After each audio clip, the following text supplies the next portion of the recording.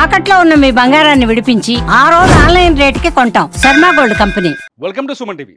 యుద్ధం ఆగిపోయిందా? మిమ్మల్ని అడుగుతున్నా, యుద్ధం ఆగిపోయిందా?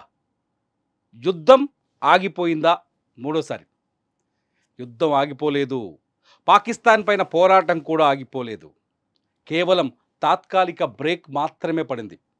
రేపు అంటే సోమవారం మధ్యాహ్నం 12 గంటల తర్వాత ఇండియా పాకిస్తాన్ మధ్య ఇద్దరు ఆర్మీ అధినేతలతో ఒక చర్చ జరిగే అవకాశం ఉంది. అది కూడా హాట్ లైన్ చర్చనట. ఆ చర్చ తర్వాత యుద్ధం ఆగిందా లేదా తెలుస్తుంది.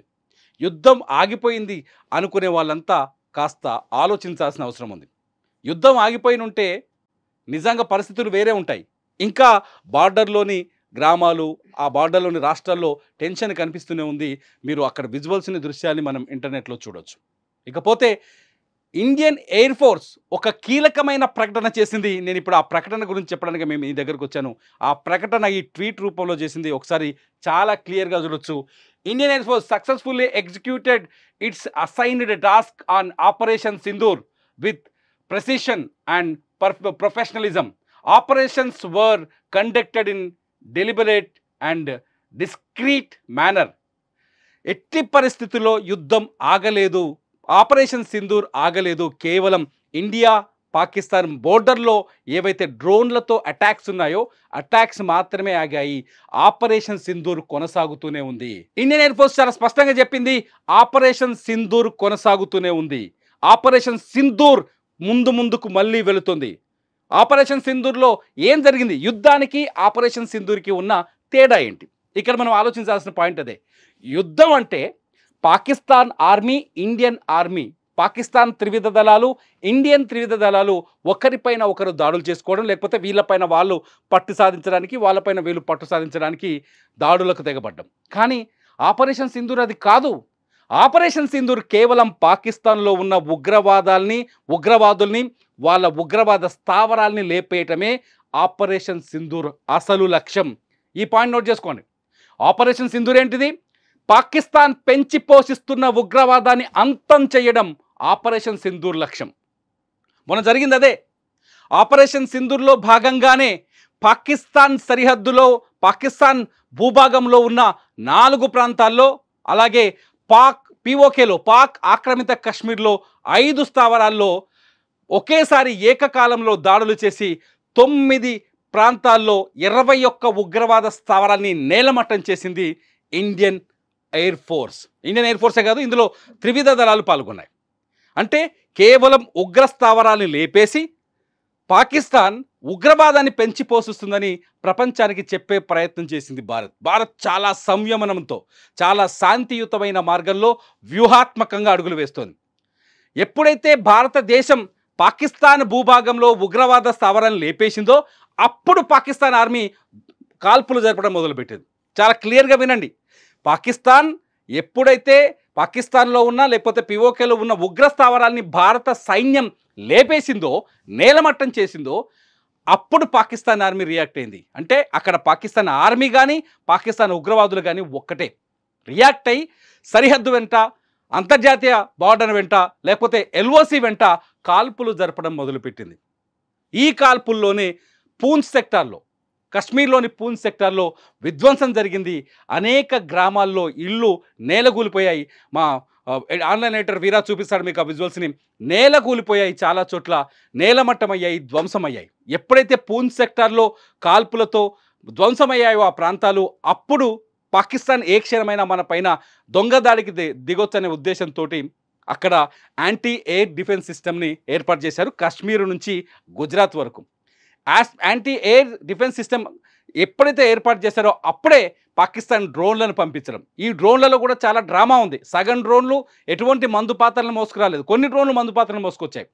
డ్రోన్లను పంపించి భారత సరిహద్దు వెంట ఉన్న గ్రామాల ప్రజల్ని భయాందోళనకు గురి చేసే ప్రయత్నం చేసింది. ఆ డ్రోన్లను తిప్పికొట్టింది భారత సైన్యం తప్ప యుద్ధం చేయలేదు. అట్ ది సేమ్ టైం వాళ్ళ నుంచి ఎక్కడైతే సరిహద్దుల్లో కాల్పులు జరిగాయో అక్కడ ఎదురు కాల్పులు జరిపింది. ఎక్కడైతే LOC ఉందో, సీజ్ ఫైర్ ఒప్పందం అమలు కావాలో, ఎక్కడైతే LOCలో కాల్పులు, భారత సైన్యం పైన కాల్పులు జరిపిందో అవతలి పక్క సైన్యానికి బుద్ధి చెప్పడం కోసం కాల్పులు జరిపింది. ఈ కాల్పులకు మాత్రమే విరమణ జరిగింది తప్ప ఆపరేషన్ సింధూర్ ఆగలేదు. ఆపరేషన్ సింధూర్ అసలు లక్ష్యం ఏంటి? ఈ భారతదేశంలో అమాయకులైన మగవాళ్ళని, పురుషుల్ని, ఏదైతే పహల్గాంలో 26 మంది మగవాళ్ళని, స్త్రీలని, పురుషుల్ని వేడి చేసి భార్యల కళ్ళ ముందే భర్తల్ని చంపేసి వాళ్ళ నుదుట సింధూరాన్ని తొలగించిన ఉగ్రవాదాన్ని అంతం చేయటం ఆపరేషన్ సింధూర్ లక్ష్యం. కాబట్టి ఆపరేషన్ సింధూర్ బతికే ఉంది, లైవ్లో ఉంది, ముందుకెళ్తుందని ఇండియన్ ఎయిర్ ఫోర్స్ ఇవాళ చాలా స్పష్టంగా ట్వీట్ చేసింది కొద్దిసేపటి క్రితమే. సో ఎప్పుడు పోరాటం ఆగినట్టు కాదు. తాత్కాలికంగా కాల్పులు ఆగాయి. చాలా క్లియర్గా 3 పాయింట్ చెప్తాను. తాత్కాలికంగా సీజ్ ఫైర్ ఆగింది. అయినా నిన్న పాకిస్తాన్ దొంగ బుద్ధి చూపించింది, మళ్ళీ కాల్పులు జరిపింది సీజ్ ఫైర్ ఒప్పందం అయిన తర్వాత కూడా. ఆ తర్వాత భారతదేశం అమెరికా చెప్పిన మాటలు కట్టుబడి ఉంది.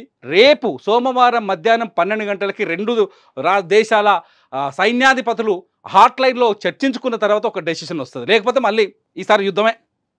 యుద్ధం ఆగే ప్రసక్తే లేదు. ఒకటి చాలా క్లియర్ ఇక్కడ గుర్తుపెట్టుకోవాల్సిన పాయింట్ ఏంటంటే పాకిస్తాన్ పైన పోరాటం ఆగే పరిస్థితి లేదు. పాకిస్తాన్ పైన పోరాటాన్ని ఆపే పరిస్థితి కూడా లేదు. పాకిస్తాన్కి బుద్ధి చెప్పాల్సిన ఆవశ్యకత ఇప్పుడు ఏర్పడింది. ఇంకా చెప్పాలంటే POKని స్వాధీనం చేసుకోవాల్సిన అవసరం కూడా, టైం కూడా వచ్చేసిందేమో అనిపిస్తుంది. సో యుద్ధం ఆగలేదు. మన ప్రధాని మోదీ యుద్ధాన్ని పాకిస్తాన్ పైన ఏ స్థాయిలో ఆగ్రహించిండో, పాకిస్తాన్ పెంచి పోషిస్తున్న ఉగ్రవాదం పైన ఏ స్థాయిలో ఆగ్రహించిండో ఆ ఆగ్రహం అలాగే ఉంది. ఒక్క పాయింట్ కూడా తగ్గలేదు ఆ ఆవేశం. ఒక్క పాయింట్ కూడా తగ్గలేదు ఆ ఆవేశం. ఒక్క పాయింట్ కూడా తగ్గలేదు ఆ బాధ. ఇంకా పహల్గాంలో కన్నీళ్లు పెట్టుకున్న మహిళల ఏడుపులు ఇంకా వినిపిస్తూనే ఉన్నాయి భారతదేశంలో ఉన్న ప్రతి పౌరుడికి. చాలా క్లియర్గా సీజ్ ఫైర్ మాత్రమే ఆగింది. బార్డర్ వెంట సీజ్ ఫైర్ మాత్రమే జరిగింది. ఫైర్ కాల్పుల్ని మాత్రమే ఆపారు. ఆపరేషన్ సింధూర్ ఇంకా లైవ్లో ఉంది.